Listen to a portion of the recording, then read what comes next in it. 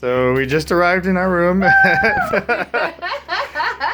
What's it called? Port Orleans Riverside. That's right, Port Orleans Riverside Resort, and it's a princess room. So it's very fancy. It has a little coat rack with a coach the Cinderella's coach on it, and they have these fancy murals over the beds that do fireworks and everything. Very cool. So cute. So cute. And all the princesses over here on the wall. There's more fireworks over the other bed. And all the princesses. Very cool. And there's Tiana, of course. In all her regalia.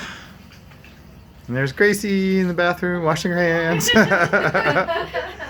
Fancy bathroom. And toilet and sink or tub and everything. Very nice. And we have a welcome letter from Tiana over here on the table that Sarah pointed out. So very cool. This is so darling. Oh my